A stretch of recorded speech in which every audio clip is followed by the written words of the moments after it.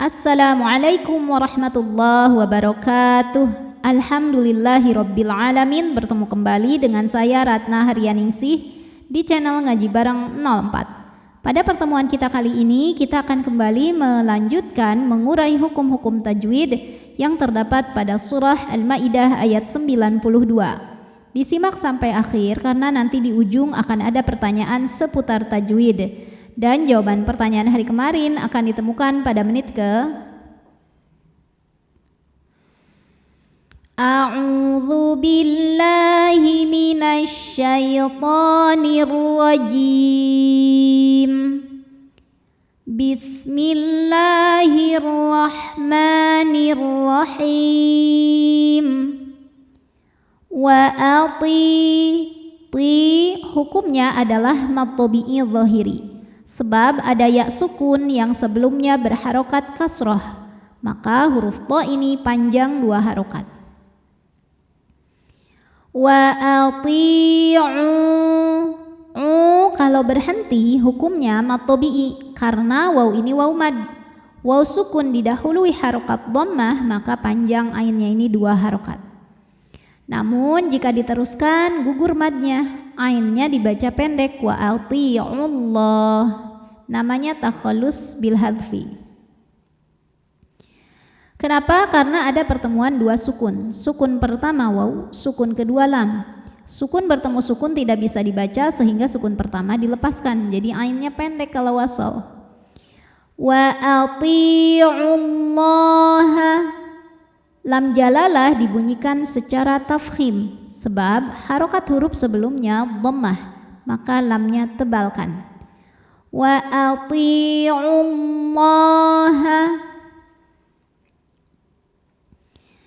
Kemudian alif lamnya hukumnya adalah alif lam syamsiyah karena alif lam menghadapi huruf syamsiyah yaitu lam.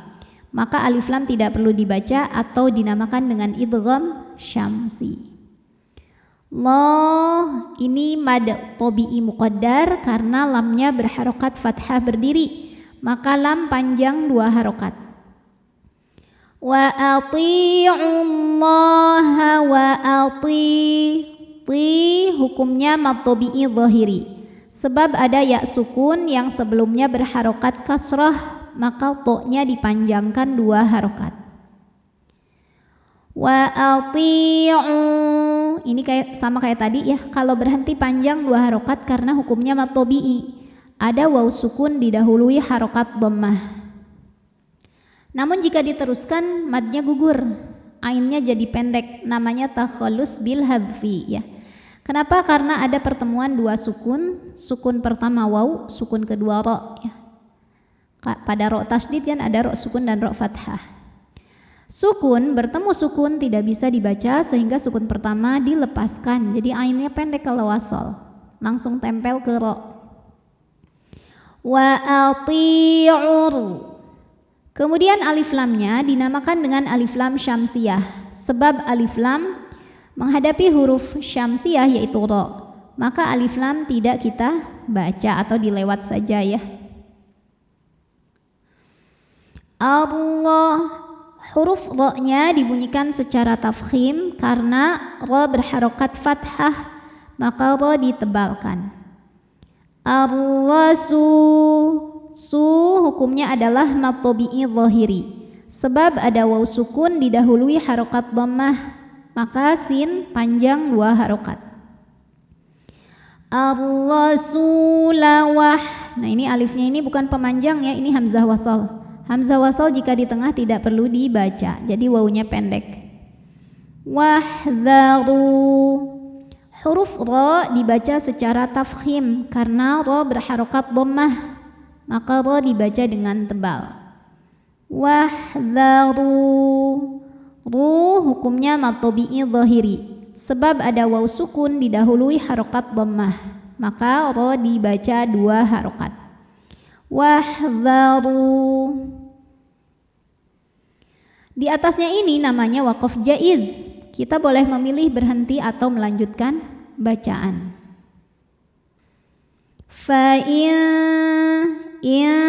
Ada hukum ikhfa aqrab karena nun sukun menghadapi huruf ta. Maka bunyi nun disamarkan, siap-siap menuju ta disertai bunyi dengungan. Ya, dengungnya sedikit, samarnya banyak. Fa in tawallai, lai ada harfulin, sebab ada ya sukun didahului harokat fathah, maka bacanya lembut. Tawallaitum. Berikutnya ada hukum izhar syafawi, karena mim sukun menghadapi huruf selain mim dan ba, yaitu huruf fa. Maka mim sukun dibaca dengan jelas. Tawallaitum fa'. Nah ini juga sama ya, alifnya ini bukan pemanjang, bukan huruf mad. Ini adalah hamzah wasol. Hamzah wasol kalau di tengah bacaan tidak dibaca, kalau di awal bacaan baru dibaca dengan harokat tertentu. Jadi ini fa-nya tetap pendek. Fa'lamu, mu hukumnya adalah mad jaiz munfasil, karena mad tabi'i bertemu hamzah di dua kata. Mad tabi'inya adalah waw sukun didahului harokat dhammah terdapat pada kata pertama yaitu fa'lamu. Hamzah a terdapat pada kata kedua yaitu annama. Maka mimnya dipanjangkan, boleh 4, boleh 5 harokat. Fa'lamu annama, nunnya dihukumi dengan gunnah musyaddadah karena nun bertasydid. Cara membacanya adalah berdengung, bunyi dengungannya tahan kurang lebih 2 harokat.